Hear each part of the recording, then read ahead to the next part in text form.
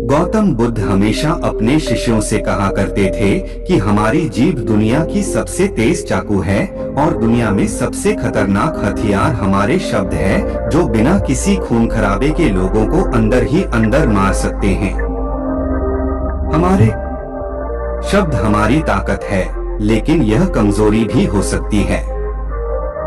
अगर हमें नहीं पता कि कब, कहां और कितना बोलना है। यदि हम सही समय पर सही इरादे से सही शब्दों का प्रयोग करते हैं, तो यह हमें एक सफल व्यक्ति बनाता है। लेकिन अगर हम सही समय पर सही इरादे से सही शब्दों का प्रयोग नहीं करते हैं, तो ये हमारे जीवन को नर्क से भी बदतर बना सकता है। दोस्तों, यही इस कहानी के माध्यम से जानेंगे। एक नगर में एक महान बौद्ध भिक्षु रहा करते थे। वह बहुत ज्ञानी थे और बहुत ही शांत स्वभाव के थे, और उनकी यह बात ही उनकी विशेषता भी थी। एक बार की बात है, बौद्ध भिक्षु नगरवासियों को उपदेश दे रहे थे। बौद्ध भिक्षु कह रहे थे कि शब्दों में जीवन बदलने की शक्ति होती है। अपने शब्दों से जीवन बदलो। हम जो भी शब्द अपने लिए या दूसरों के लिए कहते हैं या जो भी बातें करते हैं, उस पे हमें ध्यान देना चाहिए। इतना कहकर बौद्ध भिक्षु ने अपना उपदेश समाप्त किया और वहां से चले गए। एक दिन वह बौद्ध भिक्षु एक मार्ग से होकर गुजर रहे थे। उसी मार्ग से एक युवक होकर गुजर रहा था। उस युवक ने जब उन बौद्ध भिक्षु को देखा, तो वह जोर जोर से हंसने लगा और कहने लगा, अरे साधु महाराज, आप तो ढोंगी हैं। आपके उपदेशों में यह कहने से कि शब्दों में बड़ी ताकत है, आपकी बात सत्य नहीं हो जाएगी। ये सब सिर्फ बातें हैं। भला ऐसे कैसे हो सकता है कि शब्दों से हमारा जीवन बदल सकता है? उस युवक की सारी बातें उन भिक्षुओं ने ध्यानपूर्वक सुनी और उसके बाद मुस्कुराते हुए उस युवक से कहते हैं, बेटा, नाच सही तो ये दुनिया प्रकट हुई है, और अच्छे शब्दों के पीछे भी नादही होता है जो पूरा जीवन बदल देता है। वह बौद्ध भिक्षु उस युवक से कहते हैं, देखो, मैं तुम्हें अपने अनुभव से बता रहा हूँ, लेकिन फिर भी तुम्हें यकीन ना हो तो तुम इसे खुद आजमा कर देख सकते हो। उन बौद्ध भिक्षु की यह बात सुनकर युवक थोड़ा सा गंभीर हो गया। उसने काफी देर सोच विचार किया और उसके बाद उन बौद्ध भिक्षु से कहता है, हे गुरुवर, अगर ऐसी बात है तो आप मेरे साथ चलिए। मेरा छोटा भाई है जिसकी उम्र करीब 25 वर्ष है और उसे ना जाने क्या हुआ है। वह करीब 3 वर्षों से कुछ भी नहीं कर बस लेटा रहता है। दिन भर वो कुछ ना कुछ सोचता रहता है। उसकी ये हालत देखकर हम सब बहुत परेशान हैं। माता पिता भी बहुत चिंतित रहते हैं। हम सब ने कई तरीके अपनाए, कई योजनाएं अपनाई, लेकिन कुछ भी काम नहीं आया। हमने कई बार उससे बात करने तक की कोशिश की, लेकिन वह हमसे कुछ भी नहीं कहता। परिवार का हर एक सदस्य पूरी तरह से थक चुका है, हार चुका है। आखिर वह क्या करना चाहता है? किसी को कुछ नहीं पता तो हमारे शब्दों से उसका जीवन क्यों नहीं बदला? और जैसा कि आप कह रहे हैं कि शब्द सचमुच जीवन बदल सकते हैं, तो क्या आप मेरी मदद करेंगे? इस पर बौद्ध भिक्षु मुस्कुराते हुए उस युवक के साथ चल पड़ते हैं। वह युवक उन बौद्ध भिक्षु को एक खेत में ले जाता है और अपने भाई की तरफ इशारा करके कहता है, हे गुरुवर, यही मेरा भाई है जो पूरे गांव में आलस और मक्कारी के लिए मशहूर है।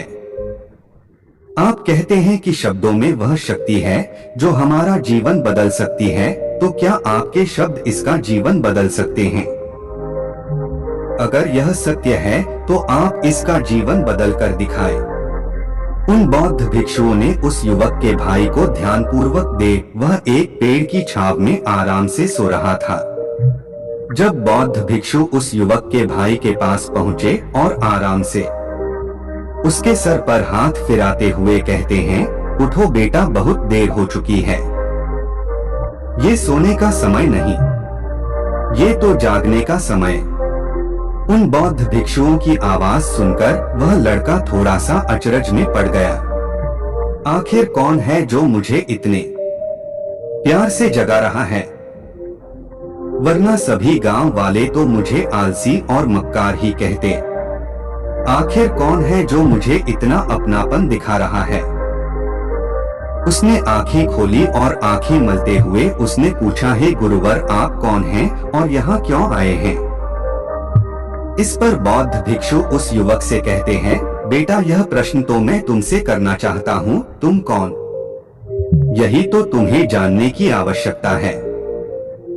उन बौद्ध भिक्षुओं की बात सुनकर वह लड़का जोर से हंस पड़ता है और कहता है, हे गुरुवर, यदि आपको मेरे बारे में जानना है तो जाइए और गांव के किसी भी सदस्य से पूछ लीजिए। आपको पता चल जाएगा कि मैं कौन। आपसे हर कोई यही कहेगा कि वह तो आलसी है, मक्कार है, तरह तरह के ताने सुन आएंगे, तरह तरह की बातें कहेंगे। इससे आपको यह जरूर यकीन हो जाएगा और आपको ये पता भी चल जाएगा कि मैं कौन। तभी बौद्ध भिक्षु मुस्कुराते हुए उस लड़के से कहते हैं, सबसे पहले मेरी यह बात सुन लो, मेहनती इंसान के खुद के शब्द उसे अंदर तक चोट पहुंचाते हैं। इसलिए कभी भी अपने आप को कोस, अपने शब्दों को सुधारो। और मेरी यह दूसरी बात भी सुन लो, मैंने उन गांव वालों से नहीं पूछा कि तुम कौन, मैं तुमसे पूछ रहा हूँ कि तुम कौन हो, लेकिन तुमने तो अपनी आदतें मुझे बताई। आलस तुम्हारी पहचान नहीं, तुम्हारी आदत हो सकती है और इंसान नहीं। उनकी आदतें खराब होती है, इसलिए बेटा तुम आलसी और मक्कार नहीं हो। ये तो तुम्हारी आदत है, बस इतनी सी बात है जो गांव वाले नहीं समझ सकते। ये सारी बातें सुनकर वो लड़का थोड़ा सा आश्चर्यचकित रह गया, क्योंकि गांव वाले हमेशा उसे मक्का, आलसी तरह तरह के ताने ही सुनाया करते थे। उन बौद्ध भिक्षुओं की यह बात सुनकर उस लड़के की आंखों में आंसू आ गए। वह तुरंत ही दोनों हाथ जोड़कर उन बहुत भिक्षु के चरणों में गिर पड़ा और उनसे कहने लगा, आप सत्य कहते हैं, यह मेरी आदत ही है और मैं इस आदत से बहुत परेशान। मैंने बहुत कोशिशें भी की, लाख उपाय किए, लेकिन मैं अपनी इस आदत से छुटकारा ना पा। इन आदतों से बाहर आना बहुत कठिन। मैंने कई बार आलस छोड़ने का प्रयास तक किया, पूरी कोशिश भी की, लेकिन कोई लाभ नहीं हुआ। मैं जब भी कोई कार्य करने की कोशिश करता हूँ तो पता नहीं क्यों मेरा मन कहीं और भागने लगता है। मेरा दिमाग किसी और दिशा में काम करने लगता है और मैं उस काम पर ध्यान ही नहीं दे पाए। मैं क्या करूँ, कैसे करूँ, मुझे कुछ भी समझ नहीं आ। जब भी मैं किताबें पढ़ने की कोशिश करता हूँ तो मुझे नींद आने लगती। मन में एक अजीब सा दर्द महसूस होता है। ऐसा लगता है कि मेरा जीवन यूं ही व्यर्थ जा रहा है और जब मैं इस दर्द को बर्दाश्त नहीं कर पाता तो मैं सो जाता हूँ, ताकि जब मैं उठूं तो मुझे दर्द महसूस हो। और अब तो मुझे यह भी यकीन हो चुका है कि मैं इन आदतों से नहीं निकल सकता। ये आदतें मुझे नहीं छोड़ने वाली। इस पर बौद्ध भिक्षु उस लड़के से कहते हैं, बेटा, यदि तुम इस आलस की आदत को छोड़ना चाहते हो तो मिलते हैं अगले पार्ट में कल शाम 6 बजे। जब तक के लिए अपना ख्याल रखना।